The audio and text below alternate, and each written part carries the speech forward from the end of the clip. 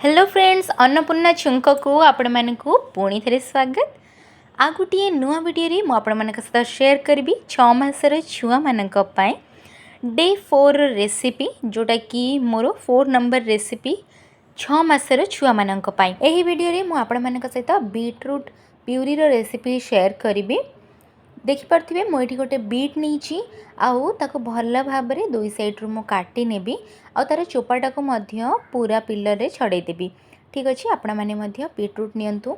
छोट छुआ जेहेतु 6 मासर छुआ स्टार्टिंग रे खाइबा शिखी न थांती, सेथिपई आपण मैंने जोटा भी देबे सेमानको को सेमी लिक्विड फॉर्म रे देबे, कहीं ना सेमाने जन्मरू क्षीर खाइबा ही शिखी थांती आउ भल भाव में खाइबा मध्य शिखी न थांती।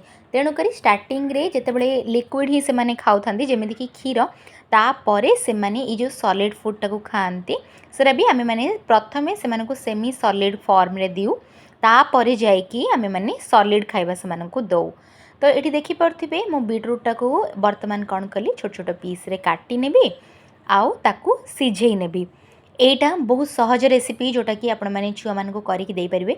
मु जेमिति आपण मान को कहिथिली डे 1 रो रेसिपी रे एबी प्रथमे आपण माने जो खाद्य भी देबे सेमाने को स्टीम खाद्य ही देबे, जोटा कि प्रथम सिझा खाद्य रूपे मध्य आमे माने जानि छे। डे 9 पर्यंत आपण माने कौन कौन देबे मु आपण माने तो शेयर करि सारछि। जो माने भी देखि नाहंती सेही वीडियो गुडा मध्य जाइकी देखि नियंतु, मु डिस्क्रिप्शन रे मध्य देई देबी। तो आज रेसिपीटा हूँ डे 10, 11 आउ 12 पाई। तो देखिपे बीटरूट प्यूरी पाई मुझे गोटे प्रेशर कुकर नहीं और से जो बीटा को मुझे छोट छोट करके काटी नेली से अल्प पानी देकी मुझे कुक करने बसईदेली। गोटे हुइसिल देला परे ये जो बीटरूटा पूरा रेडी हो गला। जेहेतु बीटरूटा टिके टाण रुहे तो स्टीम देला बेले कौन हुए ना, जदि आम स्टीमर यूज करूँ से भल भाव में सीझेनि। तेणुक ये प्रेशर मुझे आज यूज करी।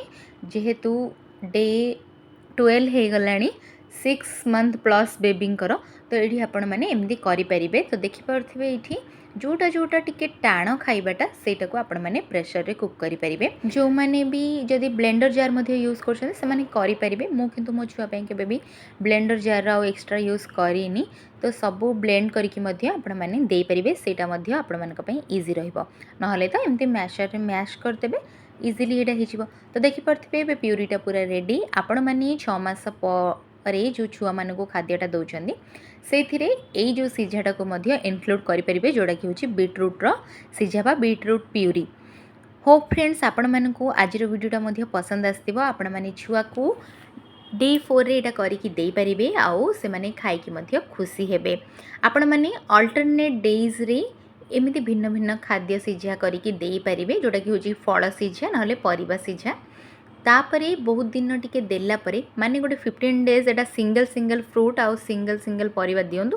तापरे जेकी आपण माने दुईटा परिबा तीन परिबा को मध्य मिसेकी देई परिबे, किछि प्रॉब्लम नाही। तो ये देखिपे फ्रेंड्स आपण मैंने ये खाद्यटा को निज छुआ को दिंतु आ से माने खायापी खुशी हे। आदि गोटे प्रकार सिझा जदि आपण मैंने से डेली बनईकी देले ना, तो से आग को जाकि खाइबारे आपण मानक बहुत हैरान करेंगे आउ से सब खाइबा पसंद करें। तो से पार्टीर फ्लेवर चेंज करने को चेष्टा करूँ। लुण आउ चीनी दुईटा जाक को अवॉइड करूँ। वीडियोटा भल लगे निहाती चैनल को सब्सक्राइब कर दिंतु, वीडियोटी लाइक शेयर भी करूँ।